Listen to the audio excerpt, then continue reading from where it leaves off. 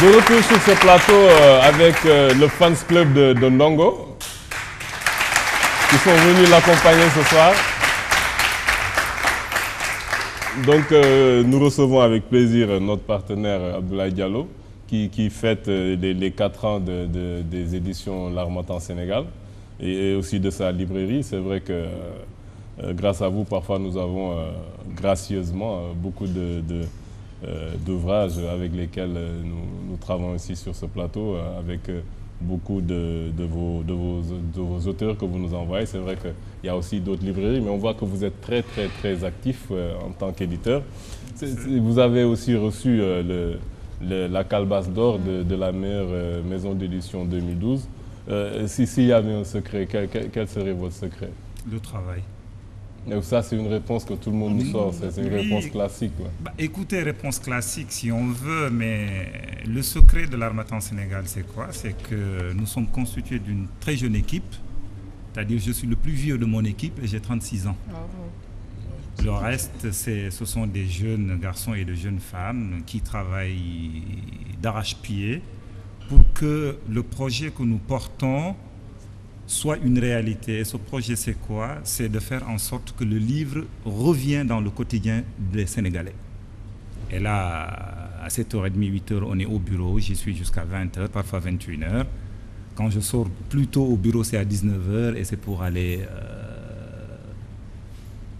le temps de me changer et puis replonger au travail aussi. Est-ce que vous pensez que vos objectifs sont atteints quelque part, quoi. Quand on voit que, je ne sais pas si vous avez remarqué que les jeunes lisent de plus en plus ou quelque chose comme ça. Moi, personnellement, je n'ai pas remarqué. Est-ce que qui c'est qui a failli? Est-ce que c'est les médias? Est-ce que c'est l'éducation nationale? Est-ce que c'est vous, éditeurs ou libraires? Quand on sait qu'il y a beaucoup d'auteurs, contrairement à ce qu'on croit, qui publient au Sénégal. Effectivement, il y a beaucoup d'auteurs qui publient. Qui c'est qui a failli? Je ne sais pas, je ne suis pas là pour distribuer les bons points ou les mauvais points. Mais ce qui est sûr et certain, c'est qu'il y a toujours quelques fous, comme je les appelle, qui ont toujours cet amour du livre. Maintenant, c'est conscient du fait que le livre n'est plus ce qu'il était et ce qu'il aurait dû être, que nous nous sommes lancés dans ce combat. Maintenant, depuis notre installation, il y a de cela 4 ans, je pense qu'il est un peu tôt de faire un bilan qui soit positif ou négatif. Et ce qui est sûr et certain, c'est que nous avons constaté une chose. Je suis personnellement enseignant-chercheur à l'université. Déjà, rien que le fait de voir un certain nombre de mes étudiants venir à la librairie, acheter des bouquins, parce qu'à l'Harmattan Sénégal, ils ont la possibilité de les avoir à tarif réduit. Cela leur permet de faire des thèses avec une bibliographie ou des mémoires avec une bibliographie renouvelée. Ne serait-ce que pour ça, pour moi, c'est un succès. Mais ça, c'est pas le grand public. Ça, c'est une élite. C'est une élite. Non, mais les étudiants, je veux dire, une élite, les étudiants. Je suis tout à fait d'accord. Mais pour ce qui est maintenant du grand public, comme vous les appelez, c'est un travail d'éducation qui doit se faire à la base. C'est-à-dire un jeune, un élève qui est là. J'ai été enseignant au lycée. J'ai été catastrophé le jour où j'ai entendu un de mes élèves de terminale qui prépare le bac me dire qu'il n'a jamais terminé un livre. Ça veut dire que là, c'est un travail d'éducation à la base qui n'a pas été fait, qui doit être fait. Aujourd'hui, moi, mes enfants, le soir, avant de les coucher, au lieu de les laisser la possibilité de regarder les dessins animés jusqu'à s'endormir devant la télé ou de regarder le Mbalar jusqu'à... Ou bien de jouer sur une PlayStation. Ou de jouer sur les Nintendo ou la DS, ils peuvent le faire, mais quand même qu'on réserve une demi-heure, 15 minutes ou parfois 10 minutes juste avant d'aller au lit, de partager ce moment, de lire un petit livre, une petite histoire avec eux. Quand ils grandissent avec cette mentalité... Est-ce que vous le faites? Est-ce que c'est pas un peu... Personnellement, je n'aime pas du tout parler, si vous voulez. Avec mes enfants, je le fais, si vous voulez. Et j'en appelle quand même à tout un chacun pour qu'il le fasse. Maintenant, si c'est fait, et j'ai aussi eu personnellement la chance de passer entre les mains d'enseignants qui étaient exigeants à ce niveau. Je veux citer le nom de Madame Annie-Antoinette Colly. Elle m'en voudra certainement quand on se reverra. Mais c'était une prof que j'ai eue au collège. Une fois que nous nous sommes inscrits à la rentrée de les classes, elle nous dit: vous avez 15 jours pour me ramener votre carte de bibliothèque. Celui qui n'avait pas du tout sa carte de bibliothèque n'entre pas en classe. Et elle appliquait cela à la lettre. Aujourd'hui, moi, si vous voulez, comme je le dis à toute occasion, si j'ai cet amour du livre, c'est grâce à cette bonne dame, parce que mon père et ma mère n'ont jamais été à l'école française. Voilà, je veux dire, c'est un travail qui doit être fait en amont. Maintenant, nous, éditeurs et libraires, notre travail est de faire en sorte que le livre soit disponible. Si vous voulez, le combat que l'Harmattan Sénégal, avec d'autres éditeurs et libraires de la place, s'est attaqué. Disponible et accessible. Est-ce que le prix aussi parfois est Oui, accessible? je l'ai dit 1001 fois quand vous m'avez reçu ici. Avec 1000 francs à la librairie de l'Harmattan Sénégal, j'ai tout un rayon de livres où vous venez avec 1000 francs, vous avez la possibilité d'acheter des bouquins. À 1000 francs, j'ai dit. Pourquoi? Parce que je sais que la bourse des Sénégalais n'est pas une bourse qui peut se permettre d'acheter des bouquins chers. Le livre coûte très cher. Avec l'Harmattan en France, j'ai réussi à négocier avec la volonté de M. Denis Prien qui le veut. Lui, il renonce à une partie de ses marges parce que les livres ne sont pas subventionnés. Mais tous les livres de l'Harmattan et de l'Harmattan Sénégal, un étudiant qui se présente à la librairie a la possibilité de l'avoir à la moitié du prix. C'est-à-dire un livre qui est vendu à 20 € en France, un étudiant qui se présente à la librairie de l'Harmattan Sénégal a la possibilité de l'avoir à 10 €. Un enseignant vient, il a tout de suite automatiquement une remise de 30% du prix public auquel il est vendu. En plus de cela, il m'arrive parfois de partir en France, de faire les foires de livres, d'acheter les bouquins de seconde main, comme ça se fait avec les librairies Gibert Joseph et Gibert Jeune, que j'ai fréquenté pendant mes années estudiantines à Paris, et d'acheter ces livres à moindre coût et de venir les vendre aux étudiants à 3 000 francs, à 5 000 francs. Tout cela entre, si vous voulez, dans cette politique et dans ce combat que nous menons pour faire en sorte que le livre ne soit pas du tout cet objet qui était défini par quelqu'un qui n'avait pas du tout grand respect pour les Africains, même s'il y a une part de vérité dans ce qu'il dit. Si vous avez envie de cacher quelque chose à un Africain, mettez-le dans un livre. Et je veux que les Africains et surtout les Sénégalais aillent à la rencontre et découvrent ce qu'il y a dans les livres. Pourquoi? Parce que le développement dont on parlait tout à l'heure avec Malik Noël Seck passera forcément par le livre. J'en suis convaincu, parce que le savoir, c'est le livre. Je vais reprendre par là où il a terminé, en disant qu'il faut que les Africains aillent vers le livre. Et moi, la question et l'interrogation que j'ai en saluant le travail que vous faites, parce que ça fait 4 ans quand même que Harmattan Sénégal s'impose, et on vous félicite pour le travail que vous faites. Merci. Dans la perspective, quand vous parlez de ces Africains qui doivent aller vers le livre, est-ce que nous ne devons pas aujourd'hui faire à travers le livre la promotion de nos langues? Parce que vous avez dit tout à l'heure que vos parents n'étaient pas alphabétisés en langue française. Ils comprenaient le poulard. Ah oui, oui, oui. Pourquoi? Peut-être même l'arabe. Et l'arabe. Ah oui, oui, ils ont été Pourquoi alphabétisés en arabe, effectivement. Nous ne pouvons pas faire la promotion de nos langues africaines en éditant des ouvrages écrits en langue locale, en Wolof, en Poulard et en Wolof, comme Boubacar Boris Diop l'a fait avec Domigolo. C'est une révolution. On a vu aussi Tintin qui a été édité exactement. en Wolof. Qui a été... Pourquoi pas? Et je reviens encore à cette préoccupation concernant les langues africaines sur la lecture que nous pouvons, les ouvrages que nous pouvons donner à nos enfants. Si ma mère ne parle pas le Wolof, le français, qu'elle parle Wolof ou qu'elle parle sérère, et qu'elle ait besoin de dire une histoire à sa fille ou à son fils, comment elle va le dire si le livre est écrit en français? Encore faut-il qu'il soit alphabétisé. Qu'elle soit alphabétisée. Mais je crois que nous avons déjà quelque chose qui a commencé, qu'il y a une alphabétisation en langue locale dans notre pays, que les gens savent lire en Poulard, savent lire en Wolof, savent lire en sérère. Quand vous allez dans les villages, les gens peuvent lire leur langue. Effectivement. Comment vous allez vous y prendre? Est-ce que vous êtes dans cette dynamique? Est-ce que vous pensez à faire la promotion de ces langues africaines à travers le livre? Dans les perspectives de l'Harmattan Sénégal, c'est effectivement inscrit. Mais encore faut-il qu'on reçoive ces manuscrits à éditer. Parce que nous, si vous voulez, nous ne sommes que des techniciens. On nous amène le produit. Une fois que le produit est là, on le façonne, on en fait un livre, c'est-à-dire un objet de consommation. Maintenant, nous n'avons pas, jusqu'au moment où je vous parle, si je ne m'abuse, c'est que 2 manuscrits en Wolof qui nous ont été déposés. 2 manuscrits depuis 4 ans qu'on est là.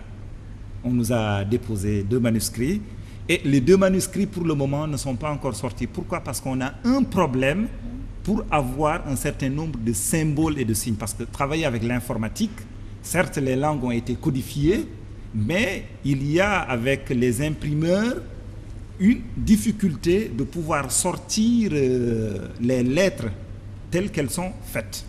Maintenant, c'est un combat qu'il y a lieu de mener, mais un combat qui doit être mené une fois qu'un travail est déjà fait en amont, c'est-à-dire le travail de l'alphabétisation. Et ce travail de l'alphabétisation, il ne nous revient pas à nous, éditeurs ou libraires, de le faire. C'est une politique de l'État, c'est une politique des États africains qui doit aller dans le sens de se dire que le français s'est développé, que la France s'est développée avec la langue française, que les Américains n'ont pas été empruntés le swahili pour se développer, que les Chinois sont restés avec le mandarin pour pouvoir tenir tête aujourd'hui à la première puissance américaine, que le japonais n'est pas allé chercher une autre langue. Des gens, j'ai en face de moi Kenny, qui a beaucoup réfléchi là-dessus, mais des gens comme Cheikh Anta et d'autres ont déjà réfléchi sur ces problèmes. Mais encore faut-il que ceux qui ont la responsabilité de gouverner les États africains sachent où est-ce qu'ils veulent mener cette Afrique. Si nous savons à partir de là où est-ce que cette Afrique veut aller, je suis sûr et certain que le reste du boulot sera très facile.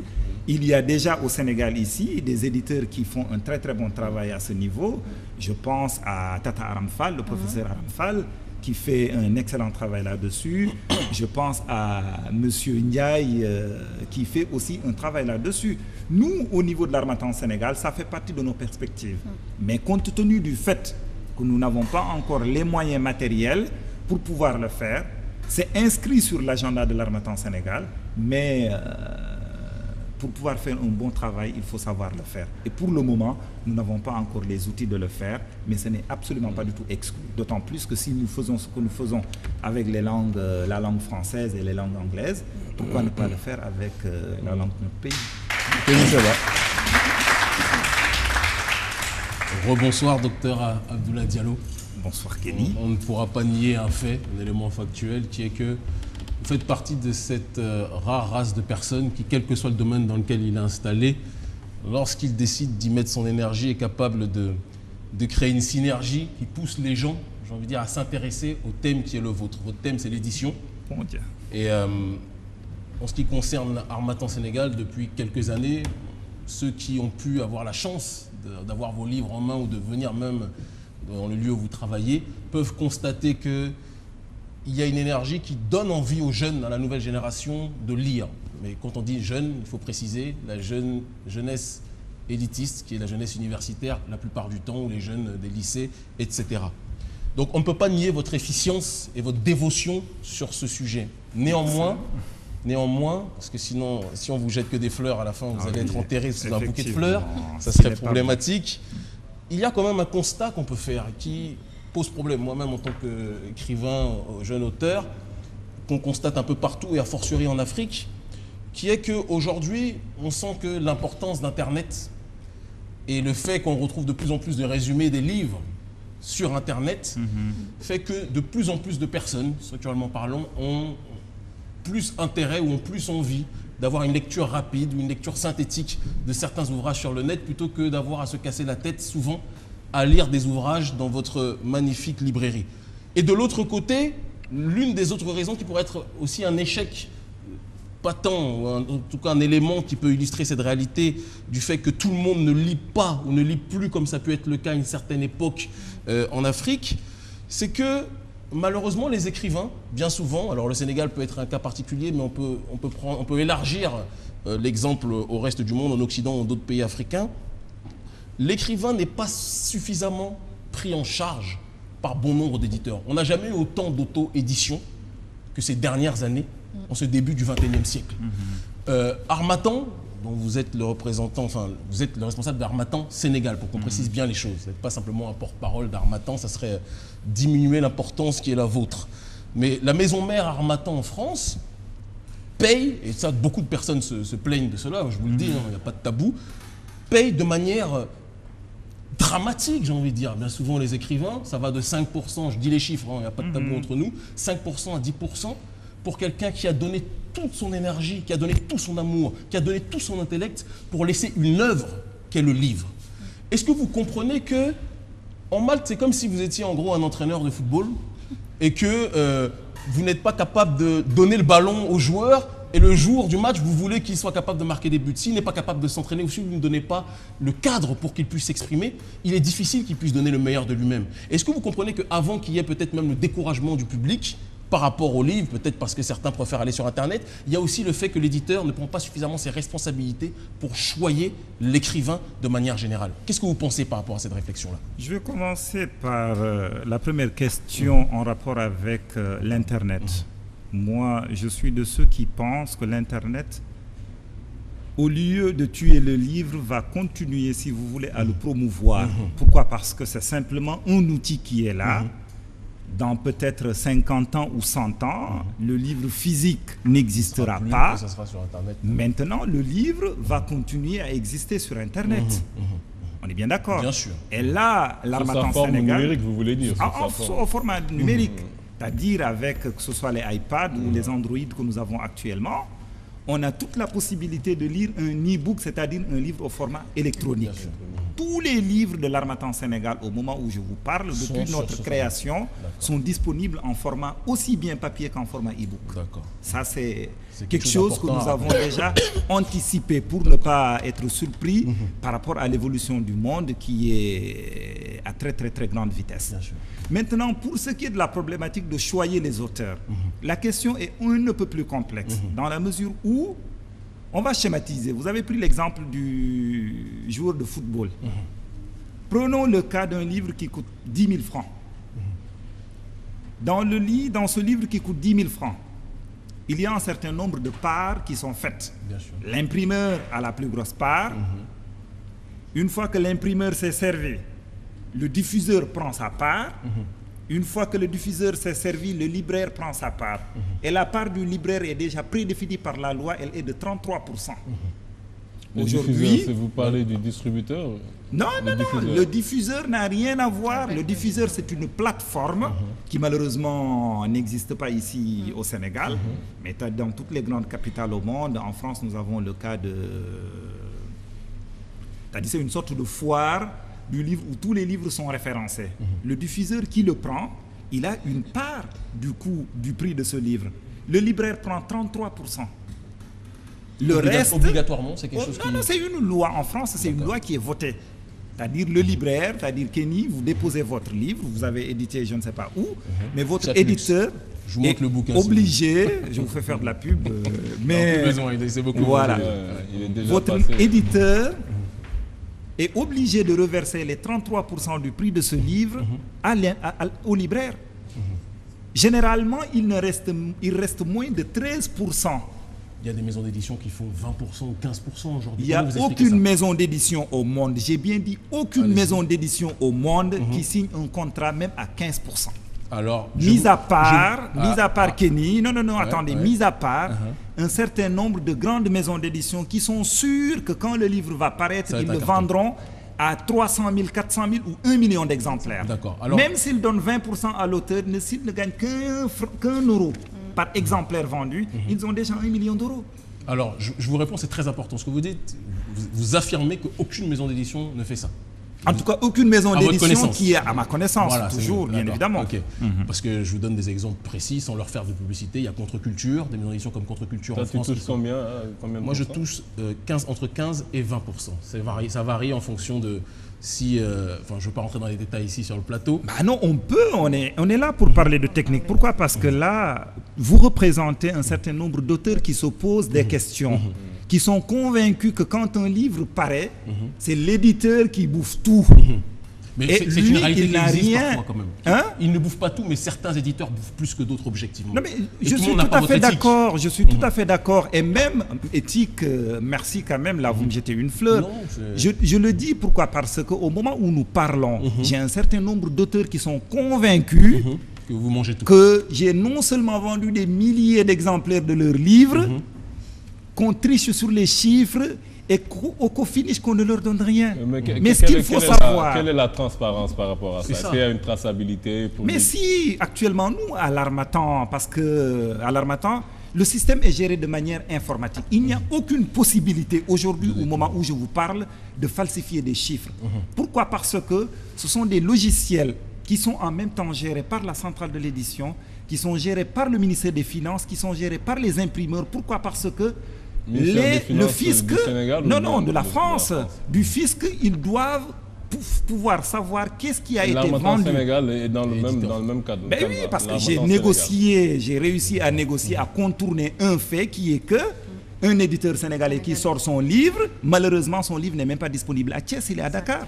Et moi j'ai négocié avec l'Harmattan France le fait de pouvoir être diffusé partout à travers le monde. Ce qui fait qu'aujourd'hui, moi, mes auteurs, quand ils contestent les chiffres, je demande à ce qu'on me donne le détail de toutes les librairies au monde qui ont commandé le livre. Même avec ça, les gens ne vous croient pas. Et en dehors de cela, quand même, il y a l'éthique. Je veux dire, il y a un rapport de confiance qui doit exister entre l'éditeur et l'auteur. Malheureusement, il y a beaucoup de personnes comme et ça, je le dis, je n'aimerais absolument pas du tout, parce que les gens pensent que c'est ça. C'est-à-dire, un livre qui se vend, forcément, l'auteur aura sa rétribution.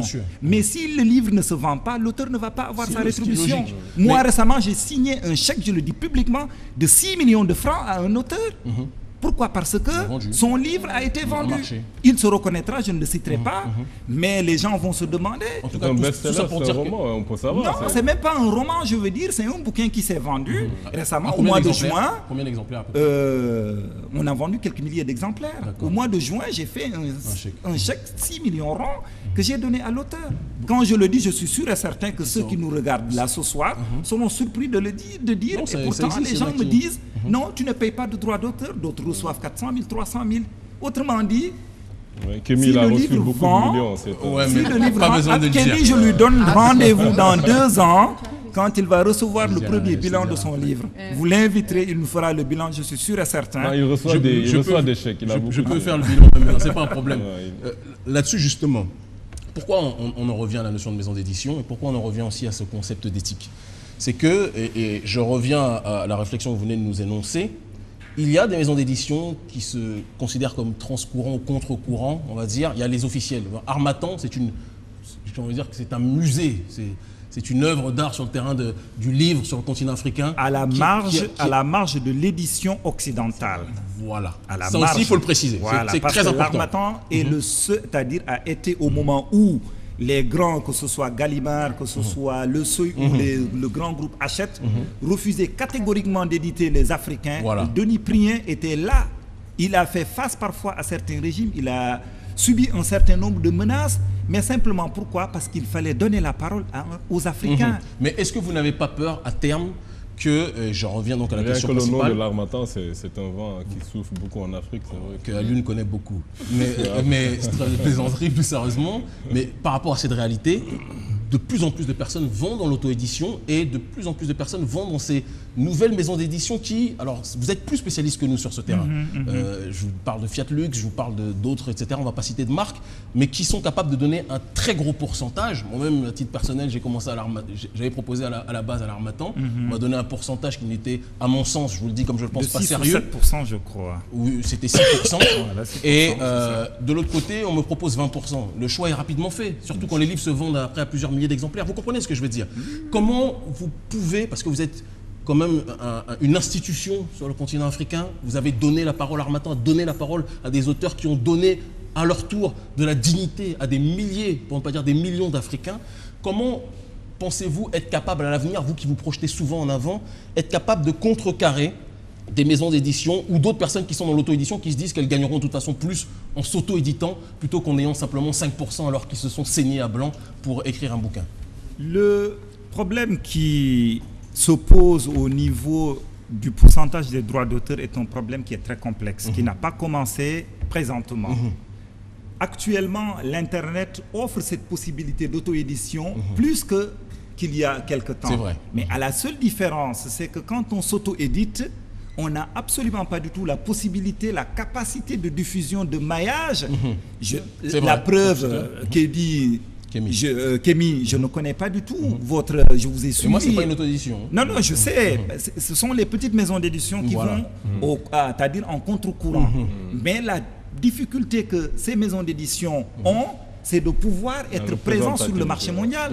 Moi, où je vous parle... Avec Internet, tout ça change aussi. Parce que non, mais je veux dire, mais là, par exemple, votre livre, nous, on ne l'a pas à la librairie de l'Harmattan. On ne l'a pas à la librairie de l'Harmattan. Et pourtant, votre éditeur... si on reçoit les nouveautés comme ça se passe, normalement, on en commande 5 ou 10 exemplaires pour commencer. Vous comprenez? Mais ces 4500 exemplaires, comme vous dites, je ne sais pas du tout est-ce qu'ils ont été vendus, mais ils ont dû être vendus en France, à partir de la France. Puis moi-même dans les conférences. Après, et surtout vous-même, et c'est là où je veux que vous insistiez auprès des auteurs. Parce qu'en 4 ans, l'expérience qu'on a eue, que j'ai personnellement observée, c'est que les gens ont un rapport affectif ou pédagogique avec le livre. Je vais acheter le livre de Kémy parce que je le connais. Je connais ses idées qu'il défend. Ou bien je vais acheter le livre, pourquoi? Parce que le professeur m'a dit il faut que j'achète le livre où j'en ai besoin pour mes recherches. C'est ce qui explique parfois on a d'excellents romans qui sortent, mais qui malheureusement, nous, on peine à les vendre à plus de 500 exemplaires. Simplement, pourquoi là aussi? Parce que les autres qui devraient jouer cette partition de la promotion ne le font pas. Je ne cesse pas de décrier le fait que c'est uniquement ici, au groupe 2STV, qu'on a la possibilité de faire la promotion du livre, à travers l'émission du Grand Rendez-vous et à travers l'émission de Sadakan. Vous comprenez? Il y a un certain nombre de radios qui essaient de faire quelque chose, notamment le doyen Ndiaye de la RTS, de la 2S, de la RTS, de la RSI. Mais je veux dire, le livre aurait dû occuper l'espace public. C'est-à-dire quand un livre sort, actuellement on est en train de faire la promotion du dernier livre que je recommande d'ailleurs à la lecture parce qu'il pose le débat sur l'hôpital sénégalais. Le livre du professeur Abdul Khan, La vie sur un fil, que vous avez reçu la semaine dernière ici. Mais normalement c'est un livre qui aurait dû et qui heureusement est en train de faire un certain nombre, c'est-à-dire tous les grands plateaux de ce pays. Et malheureusement, là, il sera, c'est-à-dire partout là où il est passé, c'est uniquement ici à la 2S qu'il va faire cette émission, il va faire l'émission du Grand Rendez-vous de Sadakan. Et là, il passe à la concurrence, il va faire la grande émission de Mahmoud Ibra Kane. Mais l'idéal aurait été que tous ceux qui parlent de culture puissent, quand un livre paraît, que nous, on a un service presse disponible, des ouvrages que l'on donne gratuitement, Alune l'a rappelé tout à l'heure, aux journalistes, c'est-à-dire aux médias. Mais parfois, j'ai ce problème aussi avec les journalistes. Ils veulent avoir le livre et au finish, ils ne veulent pas te donner un papier. Ou quand ils te donnent un papier, l'auteur t'appelle pour te dire, mais écoute, de quel livre parle-t-on? C'est pas de mon livre. Est-ce qu'ils l'ont lu? Vous comprenez? Est-ce qu'ils l'ont lu? Et là, je veux dire, c'est un processus qui est assez complexe. Parce que même si c'est 5 ou 6% qu'on donne Kémy à un auteur, si son livre est vendu à 100 000 exemplaires, il reçoit 7% de 10 000 francs. Mais ça fait un pactole. Le problème, c'est que il faut que l'État, les États, devrais-je dire, s'impliquent plus qu'ils ne le font pour que la promotion du livre et la diffusion du livre soient le cas. Je sais quelle est la difficulté que mes autres confrères éditeurs ont quand ils sortent un livre. Parfois, le livre n'est même pas présent hors de Dakar. Parfois, le livre n'est même pas présent hors de Dakar. Mais moi, pour avoir un certain nombre... à l'intérieur du pays aussi. Non, mais je veux dire, c'est ça aussi le problème. Et là aussi... Nous, notre objectif, là, on a ouvert une deuxième librairie. Vous avez une responsabilité par rapport à ça. On a ouvert une deuxième librairie aux Almadies, sur la route d'Angor. Là, dans nos perspectives. Je pensais que vous allez me dire à Thiès. Non, mais l'objectif, c'est que. Non, mais c'est ça, je veux dire, on est dans un système de maillage.